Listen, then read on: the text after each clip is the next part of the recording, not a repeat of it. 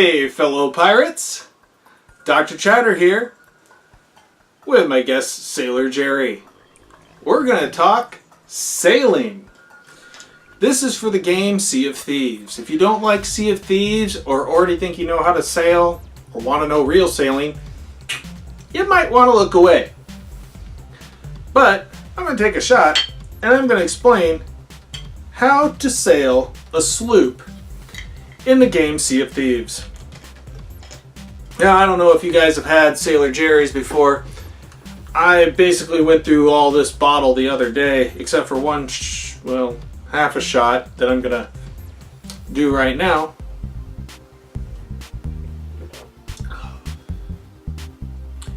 Spicy, caramely, hint of vanilla.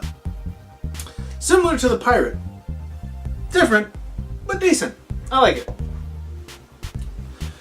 Now, how do you sail? And why do I say sailing in Sea of Thieves is so important? Because that's what you're going to do most of the time, is sail from place to place. You're going to sail during fights.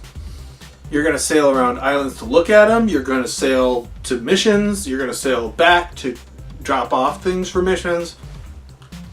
Sailing is probably the most important thing about Sea of Thieves that you need to learn. Now, most people know that there's certain areas on the ship that you need to know about. Doesn't matter if you know what aft and starboard and port and the bow and the prow and all this shit is. You don't need to know all that lingo. You need to know a couple things.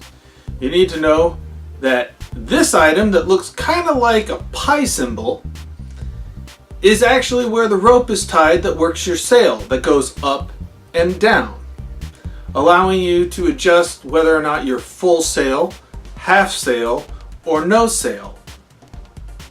The more sail you have, the faster you go.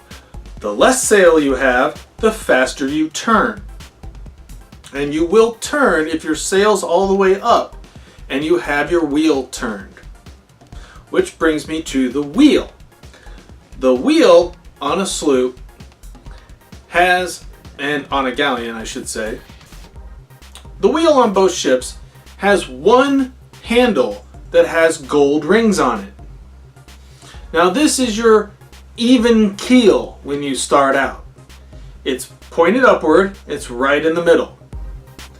Now, if you're on a sloop, you will turn the wheel until you see it again and it stops. Meaning you've turned the wheel all the way around. And then you have to turn it twice around to get it to stop the other way. But if you spin it once around from that full turn, you're at the halfway point, you're at an even keel. Remember, that's your even keel. This will help you sail and go towards where you're going. It'll also help you turn the wheel one or two notches over so you can go left or right slightly and not full turn. Getting better at working the controls of the sails, of going faster, going slower, turning left a little and turning left a lot, or whatever you do, is definitely going to help. Now, with that said, you also need to monitor which way the wind is going. The wind will actually look like streamers flying through the air, streamers of white. And the direction they're going is the direction the wind is traveling. So you want to use this pulley at the back end of your ship, or in case of galleon, for multiple areas. There's 3 pie-shaped ones for raising the sails on a galleon, and there's 3 pulleys for turning the sails on each galleon. On a sloop, there's one, it's at the back of the ship. And when you turn a sail left or right, it allows you to turn the sail so that it becomes perpendicular, not parallel, to the wind. When it's perpendicular exactly, you will notice that the sail will catch the wind. It will inflate more, and you will hear an audible sound and know that you've caught the wind, and your ship will speed up. If you turn the sail so it's not doing that, let's say you make it parallel, then you're going to go slow. And yeah, sometimes if you're sailing into the wind, that's your best option. Making it parallel to the wind when you're sailing into the wind, or even slightly off parallel so it's still catching the wind a little bit, is going to be better than having it perpendicular to the wind when you're going into the wind. So you always got to remember what state your sail's at, up and down, left and right, and where your rudder is, which is operated by the wheel. These are the three main things you need to know. The fourth is going to be your anchor. Now there's a thing right behind the wheel, and on a galleon it's in the middle of the ship, that has handles. And you'll see a little post go up and down when you get on the handle and you start rotating around. When the post is all the way up, your anchor's up and you can sail. When it's up like that and you hit X, it'll immediately drop the anchor and you'll stop. Here's something you may not know. Something that I've kind of noticed. If your ship is damaged and you go with a full sail that has caught the wind and you're going full speed and you drop anchor, that could be enough stopping force to pop a board and cause your boat to start filling up with water through one of the holes already put into your ship that you repaired. Always be mindful of this. What I like to do is I get on course for where I want to be next to the island, and I raise the sail to half mast to go a little bit slower, and I slightly off put it so it's not catching the wind, and I drop anchor because I'm going slower and it doesn't stress out the ship as much. And sometimes I throw a caution to the wind and I just sail right into the island while I have my arms filled with gold or skulls or whatever it is I'm carrying, and make a mad dash for the person to sell it to, usually because I got someone on my ass, and if they see my ship sinking, they're not gonna board it. Another thing you should know about your ship is you got some resources on it. You got a barrel full of cannonballs, you got a barrel full of planks, and a barrel full of bananas. I try to pull everything out of my barrels as possible and deplete them completely. So if anyone ever boards my ship, they find absolutely nothing. Nothing to steal from my barrels, no treasure, no nothing. And I like scuttling my ship. They're not going to get what they want out of me. They want my treasure. They want my resources. They're not getting that. I'm preventing them from doing that. With cannonballs, it seems to be a little harder to get rid of them until you realize that it doesn't matter if you shoot an outpost. You will not get any authorities coming after you for shooting an outpost. So use outposts as target practice. Use anything as target practice. But shoot off your ammo. And keep enough ammo on you and a tiny bit in reserve. We'll say 10 extra rounds. Maybe 5 to 10 extra rounds in a barrel.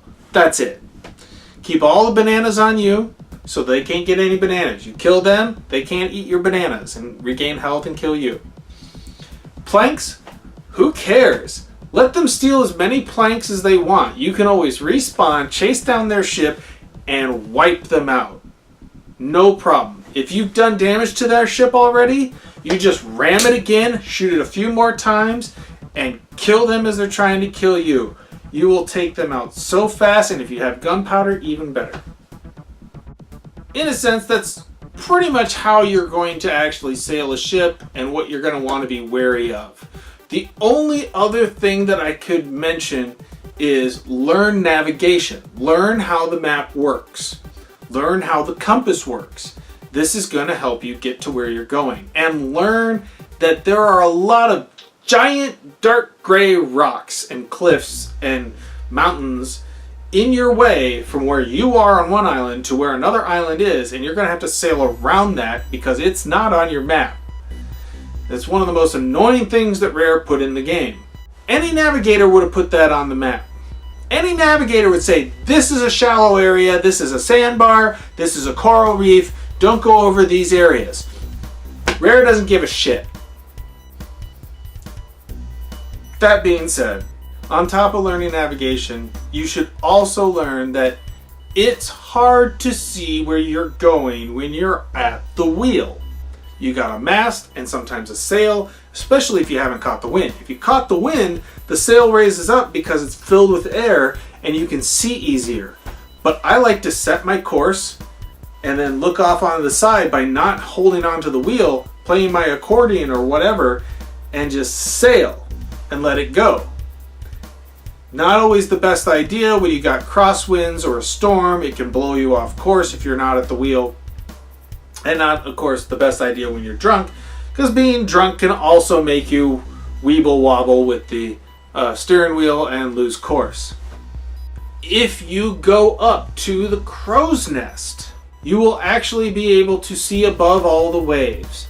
You won't have anything in your way. You can look around and have a better view.